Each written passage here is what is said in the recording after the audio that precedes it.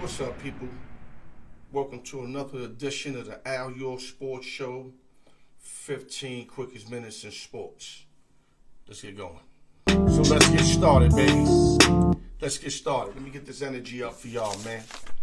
Before we do anything, go to YouTube, like, share, subscribe, comment, hit the notification bell. Continue doing what y'all been doing, man.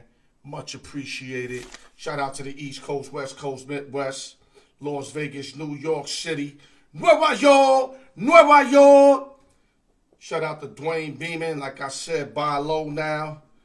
He's giving up investment opportunities for anybody that could come in and want to invest. Hit Dwayne Beeman up. Credit fix. Never too late to get your credit fix. IG me, inbox me, email me.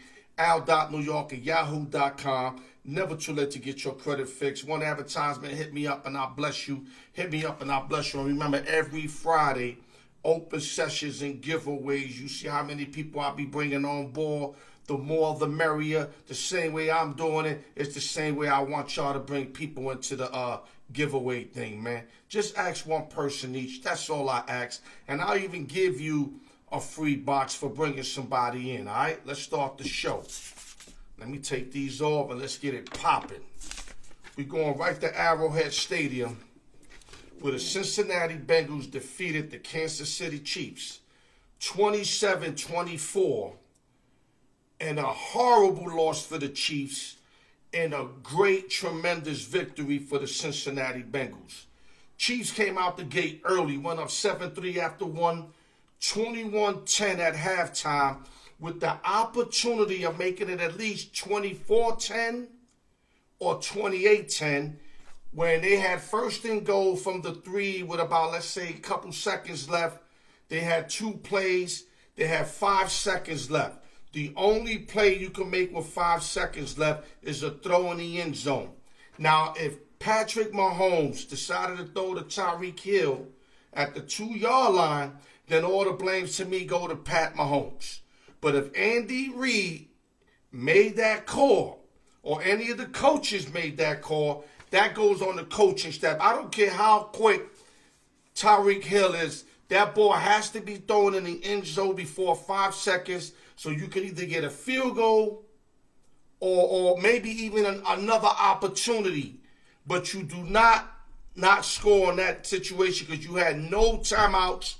Horrible call play that came back to hurt them. I mean, they still had an 18-point lead, an 11-point lead. And another thing I got to mention, when they was up 11, you see Hardman and Hill arguing on the sideline about who's open and who wants the ball. Zero team play in that. Zero. I mean, so much things that went wrong. Second half, Cincinnati outscored them 17-3. End up winning on a Money McPherson 31-yard field goal. But let me tell you the things why there's no way the Chiefs should have lost this game. I'm going to name you numerous reasons. One, there was a 7-point favorite, which means there was a touchdown favorite, which is huge in a playoff game. 2, you surrender an 18-point lead at home at Arrowhead, no bueno. 3, when you didn't score right before the half, but you should have got something. 4, you got a bunch of veterans in the Chiefs that been in this conference game and in the Super Bowl against a rookie coach, rookie receiver, second-year quarterback. Ain't no way, no how you lose this type of game at home, a game of this magnitude, which you lost to them early in the year with a 13-point lead in Paul Brown Stadium. I mean, let me tell you something. This loss is so deficit. I mean, it's so horrible.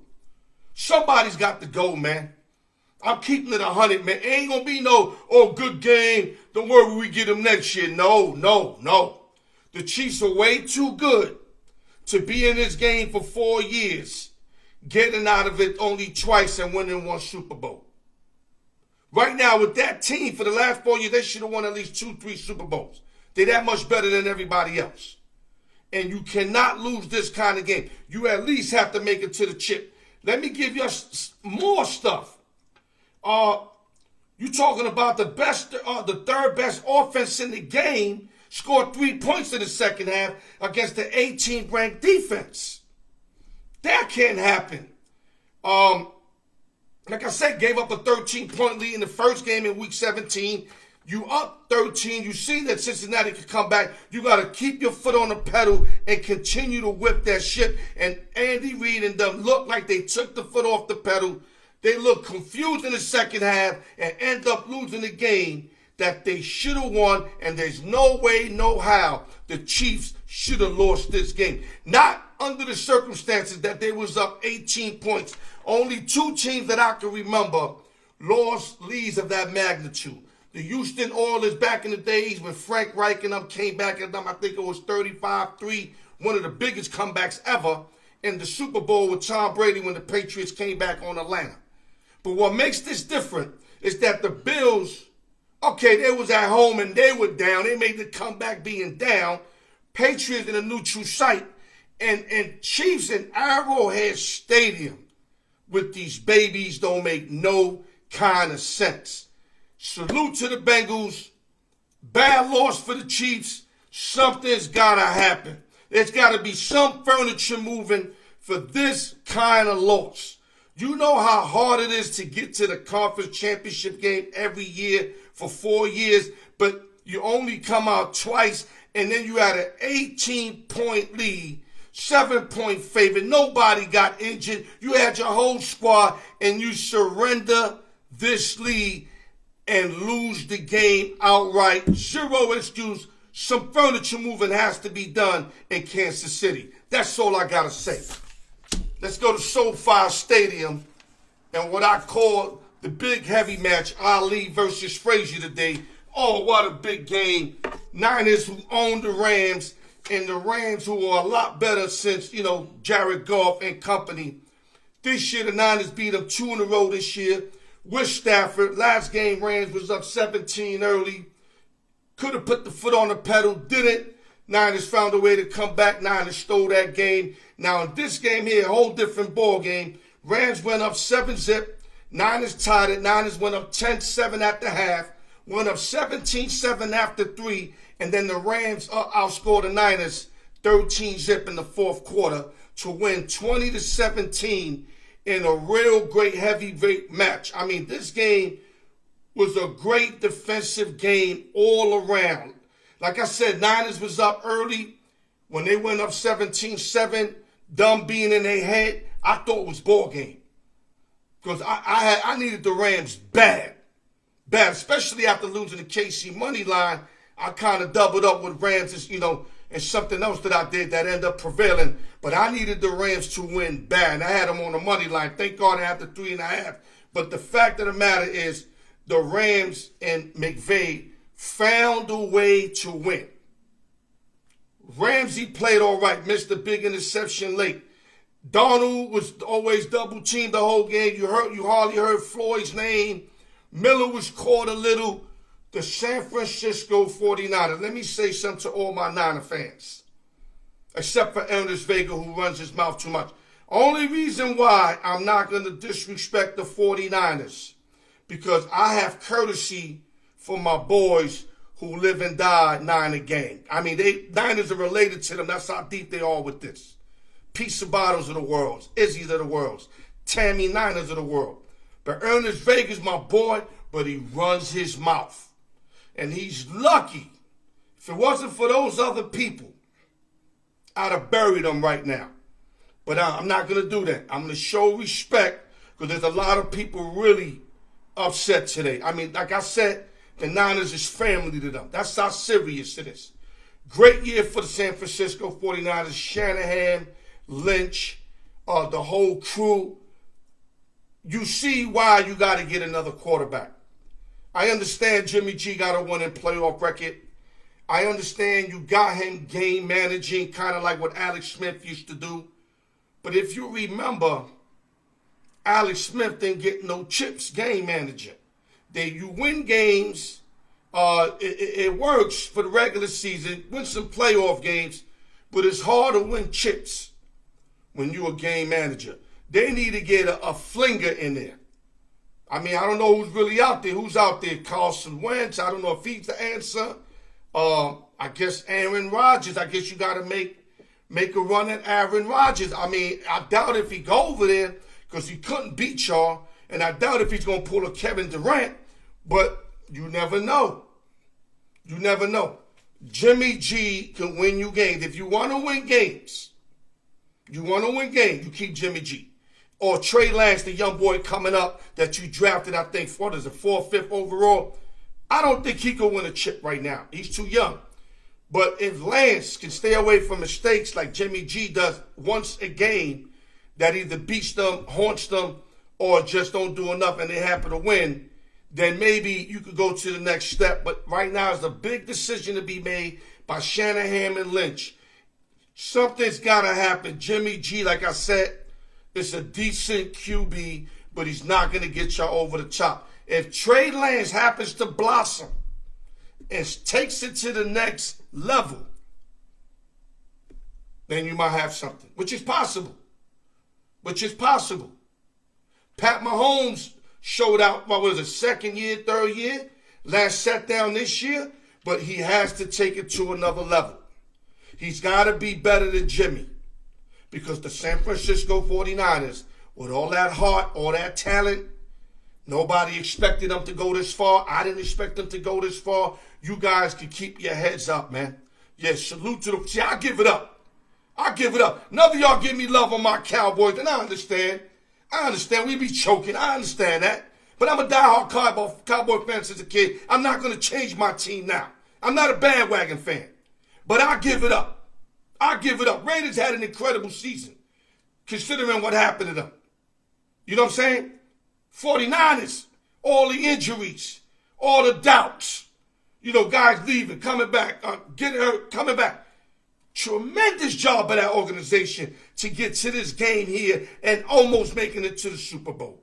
But they came up short. Let me give the props to the Rams, who are well-deserved. Lost 7 straight against the Niners. McVay came up with a game plan. Didn't work early, but it worked late. And Matthew Stafford, like I said on my post, had to do more than Jimmy G. Jimmy G, the Niners could carry him. They did many times. Rams are not going to carry Stafford. He has to produce. Everybody, the Rams, going to hold their own. But Matthew Stafford has to produce. And let me give you some numbers real quick. You have Jimmy G, 16 for 30, 2 touchdowns, 1 pick. Debo, 7 rushes, 26 yards. Debo, 7 receptions, 42 yards, 1 touchdown. Salute to Debo Samuel. That kid's an animal. Let's go to the other side of the ball. Matthew Stafford, 31 for 45. 337 yards, 2 touchdowns, 1 pick. Cam Akers, 13 rushes, 48 yards. Cooper Kupp, 11 receptions, 142, 2 touchdowns. Salute to Cooper Kupp, who's a technician in the wide receiver position. Reminds me of the one and only Steve Largent, who's another technician. You know what I mean? They're not the fastest guys. They're not the best guys, but they get open. They make all the catches. Though Kupp missed one today, but he makes those 99.9%. Salute to Cooper Kupp for stepping up once again. And Matthew Stafford showed out and showed why they gave up 3 number ones in golf for him. Like I said, 31 for 45, 337, 2 touchdowns, 1 pick. What else can you ask for him in that game-winning drive to get them the lead? Salute to the Los Angeles Rams that will play the Super Bowl at SoFi Stadium against the Cincinnati Bengals. And from my understanding, the line right now is -2, 2.5. I think that'll close out by 3.5 before all said and done. Should be a real good Super Bowl, though I'd rather have seen KC and the Rams. That's just my opinion. I just think KC would be a more fun game to watch them against the Rams than Cincinnati. But let's see. Cincinnati's been overcoming everything this year.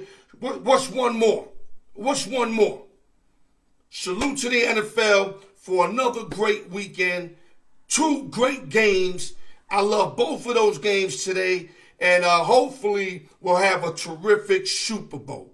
Usually when this happens, leads to a lopsided Super Bowl game. Usually because these games were so great, we all ante up, we all can't wait. And then next thing you know, we're watching a lopsided game, kind of like last year's Buccaneers And KC, they won by like, what was it, 19 points, something like that.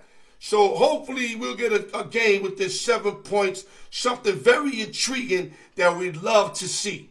And salute to Joe Burrow. Let me give you some of Joe Burrow's numbers before I hang up. I got to give you this. Burrow went 23 for 38, 250, 2 touchdowns, 1 pick. Mixon, 21-88. T. Higgins, 6 for 103 yards. Other side of the ball, Mahomes, 26 for 39, 275, 3 touchdowns, 1 pick. Joe Mixon, 12 rushes, 65 yards. And Kelsey, 10, 95 yards, 1 touchdown, and 2 terrific NFL games. I'll get to y'all soon. Al York Sports, you know I'm going to keep bringing it to y'all. I'm out of time. And beware for the Tom Brady tribute and the Big Ben tribute coming to y'all very soon. Love y'all. Al York Sports, the raw truth.